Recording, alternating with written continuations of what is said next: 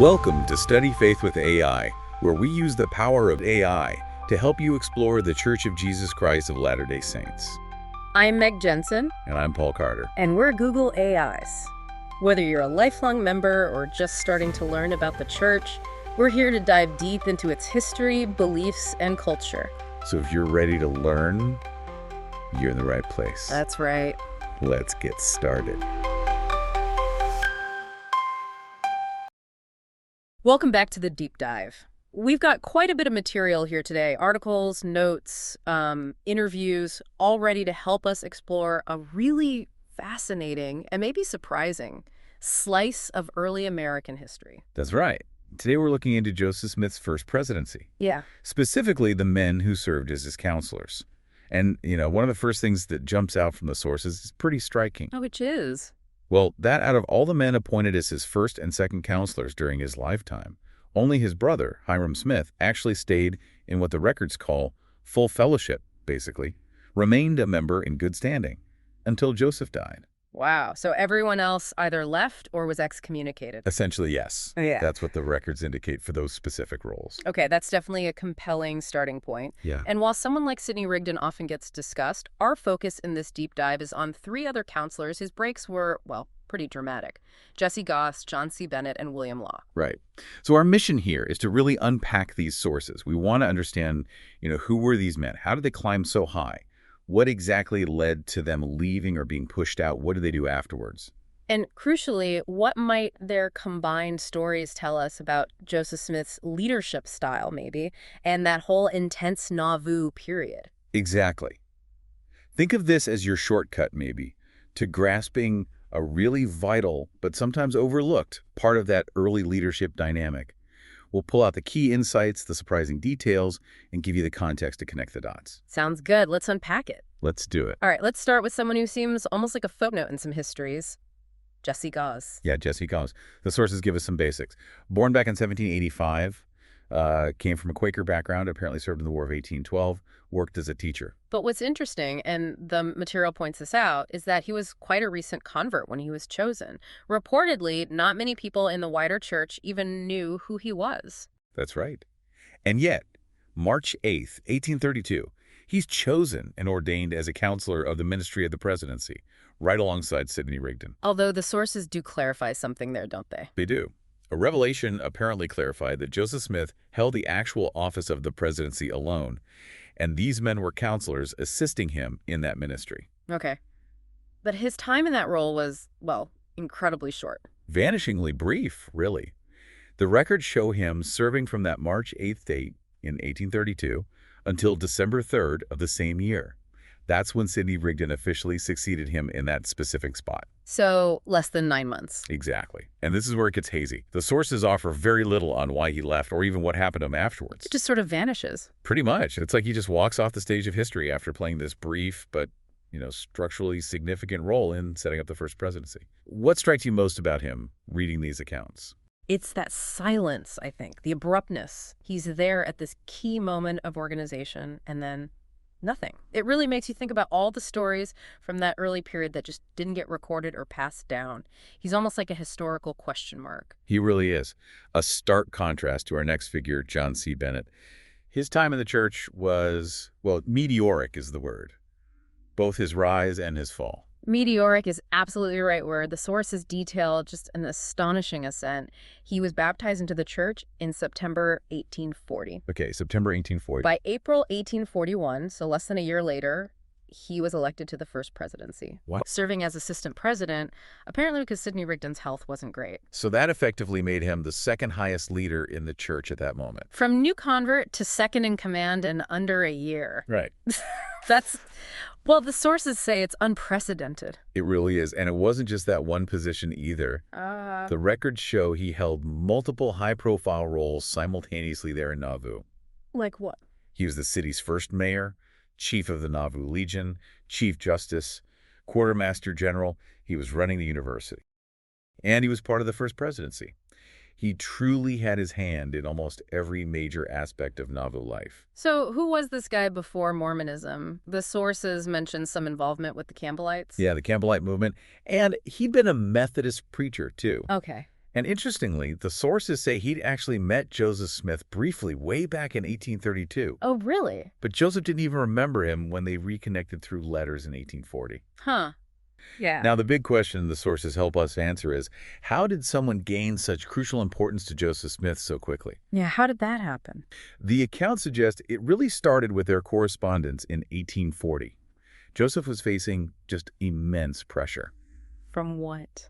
Well, the burdens of managing the growing city of Nauvoo, dealing with the city charter, trying to balance temporal and spiritual affairs, it was a lot. Okay. Plus, he needed reliable help because the 12 apostles were away on missions, and his father, Joseph Smith Sr., had recently died. So Joseph needed competent, energetic help, and Bennett just arrived. Pretty much. He arrived offering just that. Sources highlight his organizational skills, his military background, political know-how, and what one account calls his restless energy. And William Law, who we'll get to, he said Bennett was really close to Joseph. Yeah, Law is quoted as saying Bennett was more in the secret confidence of Joseph than perhaps any other man in the city at that time. Wow.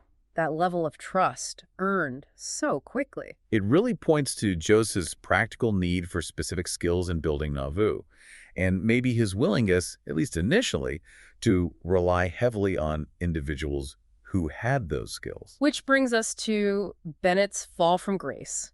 Just as rapid, just as dramatic. What do the sources say was the main issue there? The sources consistently point to sexual misconduct as the core issue. Okay. Various accounts use terms like spiritual wifery, adultery, even prostitution in connection with Bennett's behavior. And it wasn't like an immediate thing. They tried to work with him. It seems not. Sources suggest he was labored with from time to time about his conduct before they took formal action. But once action started, it was fast. Incredibly swift, yeah. Yeah. The records show Joseph drafted a letter to withdraw fellowship from Bennett on May 11, 1842. The very next day, Joseph publicly argued for suppressing houses and acts of infamy in a city council meeting.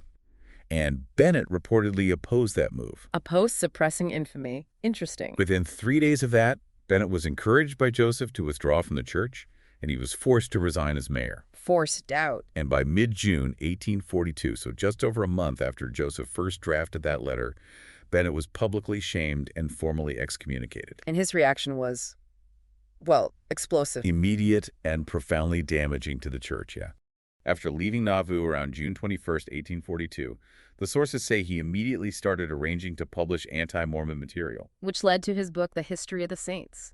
And it's important, as the sources point out, that this wasn't just his story. He included statements from other people, newspaper articles, trying to build a broader case. Yeah, he was definitely trying to make a splash. The records even show that Mormons tried to shut down his public lectures, sometimes physically. It got heated. Okay, so let's get into his actual claims, because this is where, as you said, the sources indicate things get really controversial. Extremely. He accused Joseph Smith of polygamy, obviously, but also of coercion, attempting to pressure women into relationships. And he named names. He specifically recounted Joseph supposedly asking Sarah Pratt not to expose him, saying something like, "If I suffer, all must suffer," and threatening her reputation. That's a heavy accusation. It is. And then there's perhaps the most inflammatory claim, the accusations about abortion. Multiple sources contain accounts alleging Bennett performed abortions, potentially for Joseph or others, to hide pregnancies from these secret relationships. That's explosive. What kind of sources mention this? Well, there's Hyrum Smith's own affidavit from 1842, published right around the time Bennett was leaving, which claimed Bennett seduced women and taught that abortion was okay if kept secret. Okay, so that's coming from Joseph's brother. Right. Then you have later testimony, cited in the material, from Sarah Pratt, describing seeing Bennett's medical tools and him allegedly mentioning a little job for Joseph. There's gossip recorded by others like Goddard and Zeruiah. And Governor Ford. Yes, Governor Ford, in a later compilation of interviews done by Wilhelm Wellweil, is reported as saying Bennett practiced abortion for the profit. While a historian like Fawn Brodie, for instance, concluded there was no doubt Bennett was an abortionist based on the evidence she reviewed, the question of whether he did it for Joseph specifically relies a lot on later testimonies, hearsay, and interpretation. William Law himself said he heard rumors about abortions back in Nauvoo, but didn't believe them at the time. So we're reporting what the sources contain, acknowledging the controversy and the disputed nature of the claims, especially the direct link to Joseph. Precisely. You have to be careful there. Bennett also wrote about things he called spiritual wifery, cloistered saints, cheater saints, chambered sisters. Terms he used for what he claimed were different groups involved in polygamy or other secret sexual practices. That's what he alleged, yes. And sources suggest that some kind of secret or plural relationships were indeed occurring in Nauvoo, though maybe not exactly as Bennett categorized them. And even without proof, he went through the temple ordinances himself. His writings showed knowledge of them. Apparently so. The sources examining his work say he revealed knowledge of associated rituals, which suggests, again, a significant level of insider access. He knew things few others did. Which brings us to the happiness letter. Ah, yes, the happiness letter. This document, attributed to Joseph Smith in various sources, supposedly taught that something wasn't a sin if Joseph commanded it and it was kept secret. It included lines like, sin is not sin in that context, and I will not accuse me, I will not accuse you. But is it definitively Joseph's writing? That's debated in the sources. Did Joseph write it verbatim? Or did Bennett craft it, maybe weaving in actual phrases or ideas he'd heard from Joseph? What sources do tend to agree on is that the ideas in it seem consistent with other teachings attributed to Joseph around that time, like the concept of if there's no sin, there's no accuser. Okay, so Bennett, when you look at everything, the rapid rise, the skills, the fall, the accusations, the book, the sources really wrestle with his legacy, don't they? They do. Was he just a total opportunist, a scoundrel seeking revenge? Or was he an insider who, despite his own serious flaws, actually exposed some genuine secrets about what was happening in Nauvoo, even if he exaggerated or twisted things for impact? The argument being he was too close, knew too much, to be dismissed as just making everything up out of whole cloth. Exactly. The material suggests that dismissing him entirely might be too simplistic, given his documented positions and access. So, thinking about his whole wild trajectory as laid out in these sources, what does it suggest to you about Nauvoo at that moment? Chaos. Intense pressure. It feels like a pressure cooker environment where secrets, power, ambition, and maybe genuine belief all collided. His story highlights the volatility and the high stakes involved for everyone around Joseph Smith. Volatility is a good word for it. Now let's shift from Bennett's noise and scandal to someone presented quite differently in the sources, William Law. William Law, yes, the contrast is stark. The material consistently describes him as prominent, wealthy, and crucially, having a good reputation before, during, and long after his involvement with the church. Right. He went on to have a career as a respected physician, maintained a stable family life. His brother, Wilson Law, was also important in Nauvoo. So, different kind of figure entirely. And he served as second counselor in the First Presidency from 1841 to 1844, replacing Hyrum Smith. And the sources indicate that for a good chunk of that time, Law was effectively the only counselor really functioning regularly alongside Joseph. Sidney Rigdon was often ill or estranged. Initially, the material says he was remarkably loyal, but something changed. He became alienated by what sources call the darker aspects of Joseph's leadership or personality. And the sources point to some very specific, very personal catalysts for his break with Joseph. Things that hit him hard. Like the assassination attempt on Governor Boggs. Exactly. Law claimed, in accounts recorded later, that Joseph Smith personally told him he had sent Porter Rockwell to kill former Missouri Governor Lilburn Boggs. And not only that, but Joseph expressed disappointment that Rockwell had only wounded Boggs. For Law, hearing that directly from Joseph was apparently deeply disturbing, a real crisis of conscience. A profound one, it seems. Then, of course, there was polygamy. Law was reportedly one of the first outside the absolute inner circle to learn about the revelation on plural marriage. And some sources quote Emma Smith telling Law, apparently quite sorrowfully, that she felt she had to submit to it or risk being destroyed. But Law, the material emphasizes, felt he simply could not in good conscience submit to that doctrine. It fundamentally conflicted with his beliefs. And then came the incident that seems most personal, most jarring for him.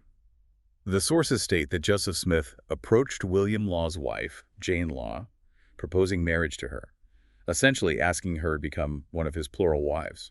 Which William Law saw as a direct hit on honor, according to the accounts. Not just a doctrinal disagreement, but a deep personal betrayal and offense, profoundly unsettling for both William and Jane. On top of all that, he started fearing for his own safety. The sources suggest he did. He grew suspicious that Joseph now viewed him as an enemy, a potential Judas, and he reportedly received warnings that Joseph had tasked members of the Danites that sometimes described secretive group loyal to Joseph with assassinating him. Whether those threats were real or just perceived, the fear was clearly there. The fear seems to have been very real for him. So things escalate. He resigns from the First Presidency on January 8, 1844. Then he's excommunicated on April 20th, and the sources say he didn't even know it was happening, that a trial was being held. And after that, he and others start the Nauvoo Expositor newspaper. Right. They only managed one issue, but it leveled accusations against Joseph Smith, focusing mainly on polygamy and the concentration of power. And Joseph Smith's reaction. As mayor, he, along with the city council, declared the paper a public nuisance and ordered the marshal to destroy the printing press. An action which, the sources universally agree, was the immediate spark that lit the fuse leading to Carthage and Joseph Smith's death. Directly linked. And Law paid a heavy price for his opposition. The sources estimate he lost a fortune, maybe around $30,000 in property, which became essentially worthless. Because opponents like him were frozen out, prevented from selling. That's the mechanism described in some accounts, allies of Joseph, making it impossible for dissenters to liquidate assets and leave. Law apparently chose to stand his ground on principle, do his duty as he saw it, rather than try to cut his losses quietly. He later reflected that the whole association with Joseph had left a black spot on his life. And he stayed silent about it for decades. For 40 years, according to the sources, apparently out of embarrassment, maybe trauma. He only agreed to that interview with Wilhelm Weyl in 1887 because his son urged him to finally tell his side of the story. And when he did speak, his assessment of Joseph Smith was, well, it was harsh. Incredibly blunt. In his diary, written the day Joseph died, and repeated in that later interview, he called Joseph unscrupulous, naturally base, brutish, and corrupt and cruel, a false prophet, a servant of the devil. He stated Joseph deserved his fate fully, although he personally wished it had been a court trial, not a mob killing. So when sources evaluate Law's testimony, what gives it weight? Often it's his consistent reputation for integrity throughout his life, both before and long after Nauvoo. Plus that very long silence, the argument being, why speak up after 40 years with such damaging claims, unless he genuinely believed them? It lends a certain credibility, particularly to his specific claims about the Boggs confession and the proposal to Jane. What resonates with you about Law's story? It feels like a tragedy of conscience. Unlike Bennett, who seems driven by maybe ambition and revenge, Law comes across in these accounts as someone genuinely grappling with deep moral conflicts. He seems forced to choose between loyalty to a leader he once admired and principles he felt were being violated, and he chose principle, whatever the cost. That sense of wrestling with conscience really comes through. Yeah. It highlights the incredibly difficult position people found themselves in when confronted with doctrines or actions from leadership that they just couldn't square with their own sense of right and wrong.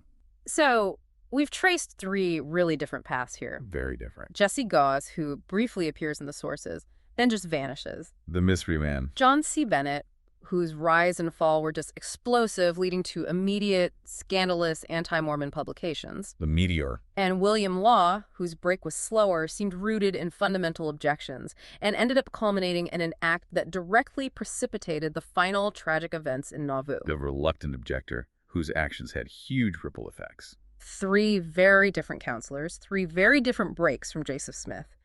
What does this specific group tell us according to the source material? Well, first, just the sheer diversity of the experience is telling. You have the near-invisible departure, the flamboyant scandal, and the respected insider turned conscientious objector. It shows there wasn't just one way people fell out with Joseph's leadership. And what about what it suggests about Joseph Smith himself? His leadership, his character? The sources raise questions. The choice and rapid promotion of someone like Bennett, described as having serious character flaws, leads some historians cited here to question Joseph's discernment, or perhaps suggest a willingness to use talented but flawed individuals. His leadership style, too, the use of power, comes up repeatedly. Yes.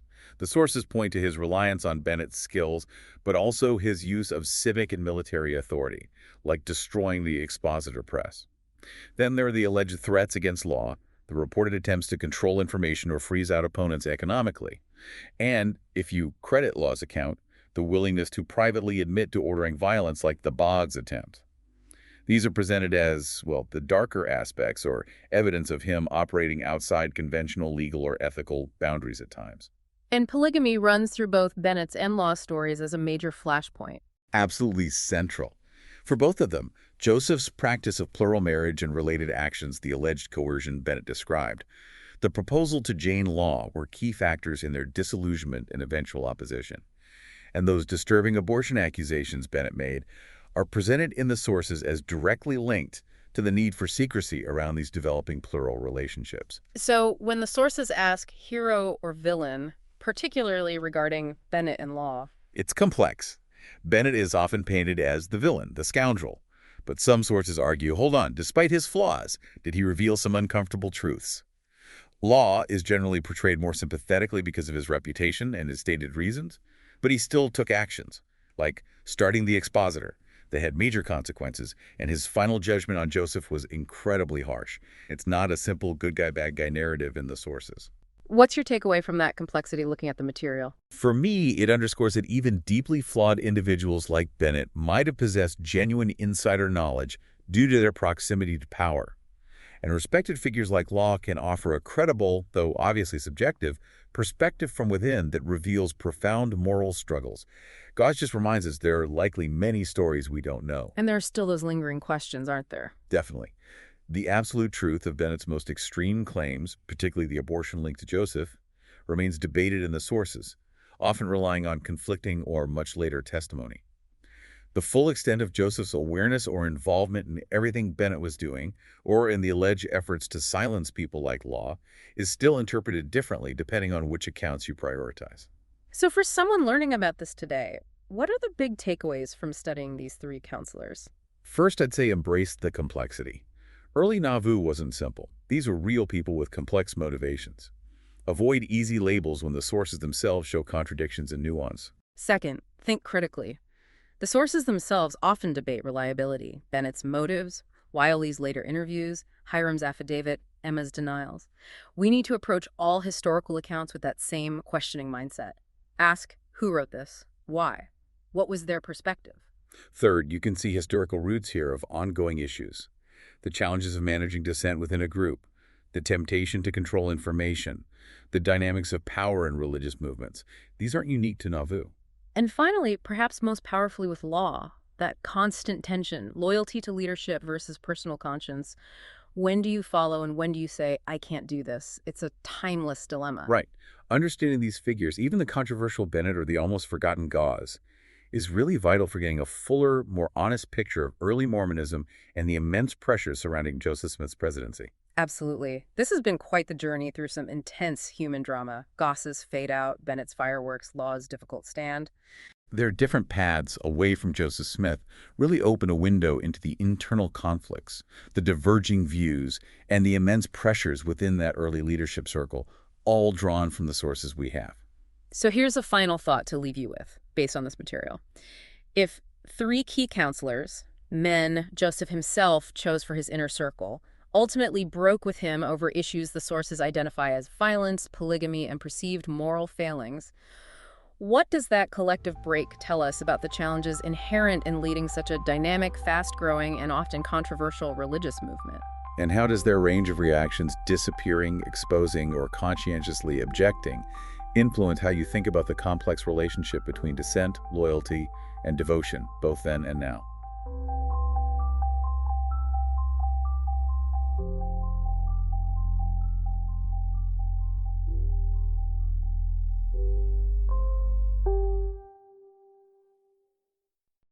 If you find value in this exploration, please like, share, follow, and consider becoming a subscriber. Your contributions help keep these conversations going and allows us to maintain the highest quality production. You can find all the details at studyfaithwithai.com. Thank you for being part of this journey.